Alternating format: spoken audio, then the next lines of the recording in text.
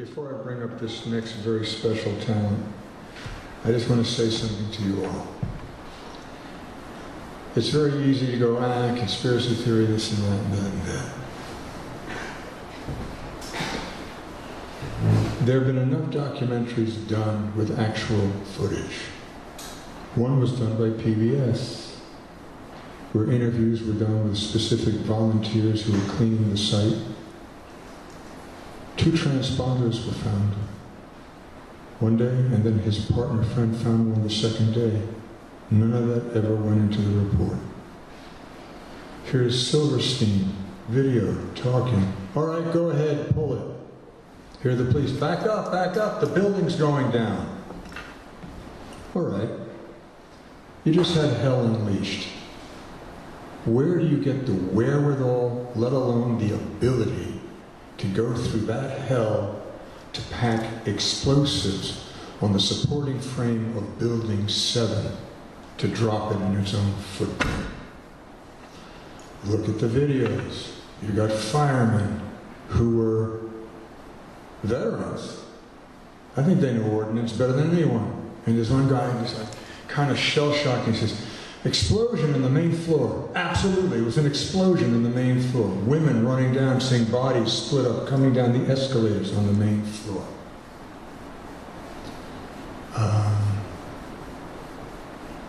This is my belief. The dark state, who took Jack out because he was going to end the Vietnam War, not to mention end the Federal Reserve and go back to silverback treasury notes, shift the power of the CIA, which Truman in 1947 says the biggest mistake of his life. There were articles of engagement that had to be adhered to. They didn't. World War II ends. Just imagine all the munition ships for an invasion to take out what was believed to be a million casualties to come. Well, we invented the atomic bomb. Oh my God, that was a mistake that brought finality to war. Half those munitions, 1945, went to Korea, and half went to Indochina, to Ho Chi Minh. Ho Chi Minh thought we were his ally.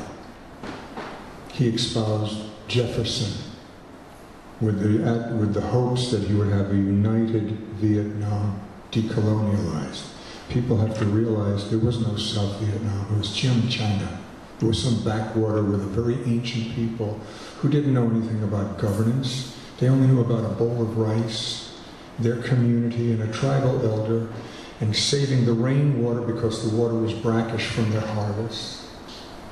And the next thing you have is the Achumkin Catholic population is airlifted and navied by the CIA and forced migrations into this China, destabilizing China, to the point that Geneva then say, oh, this is a humanitarian issue, and the natives were then perceived as being the enemy when they weren't. They bring Diem out of Paris.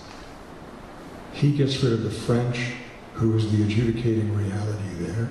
He gets rid of the Chinese, who are the mercantile handlers of getting anything expeditiously done through a barter system, which these people only knew how to exist. Now their crops were rotting, so they were starving, and here's chaos. And we then send 500,000 troops, 58,271 die, of which 39,400 were 22 and younger, 30,000 were 18 and younger. And Jack wanted to end the war, Executive Order 263, to be completely out of Vietnam by 1965. There's a video press conference. I've just come out of a meeting with General Taylor and Secretary McNamara, and we're of the opinion to remove 1,000 troops before the end of the war, before the end of this year. That was August 63. He was dead the 22nd of November. Dark state, money, don't fuck with Mother Nature. I happen to believe 9/11 was an inside job, and I'll tell you why. Look at the world today. Then, before it happened, Saddam Hussein kept Iran neutral, Syria quiet, bought all the munitions we could possibly sell him, sold us all the oil we could possibly drink. Why in the world would we take an ally? Oh, I know he was a scumbag, but we've always backed scumbags. It's business. Why would you take somebody like that out? To have exactly what we have now. The Syrian debacle alone has released such a refugee crisis. There's 69 million refugees in the world right now as we speak. It has destabilized Europe. And it ain't over. There's another 3 million that are going to be pushed that could possibly disrupt Turkey. And Iran's making its move. And Russia's making its move. Fascinating, isn't it? There is a video that you must see. It's called In Plain Sight.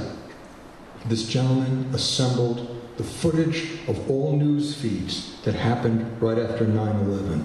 It will blow your mind. The evidence of just watching these people jumping out of cars and looking at the Pentagon or this and that will dispute what is considered the fact of record. Most of all this evidence. Self there. Anyway, I've got to clear the air before I bring up this genius. I'm dedicating to you because I'm speaking in Cherokee.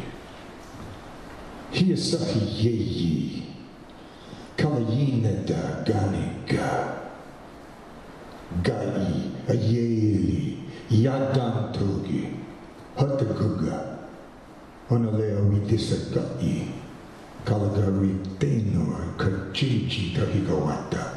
Yiyaga nawata, aleyi yanta disatasi, osakinigo hunhina lucita, ayili, edoda, ale aji elohi, gado usita igadena, siku ala siku, kagoti, asakani goda hidi awisa, iditani halini gal setana ha.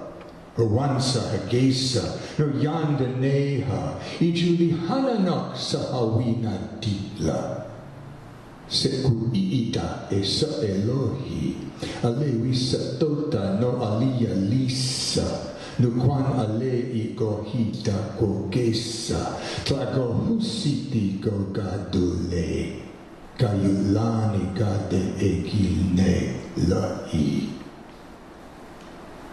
On this evening of the full moon, I embark. I am walking in the middle of your soul. Hear my voice as it carries on the wind.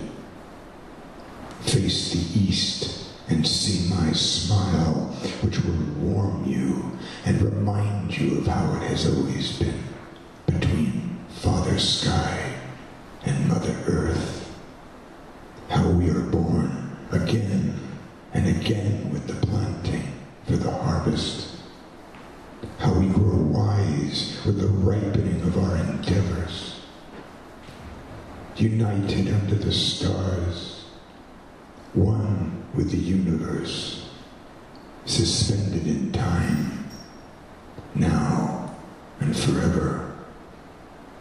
We ask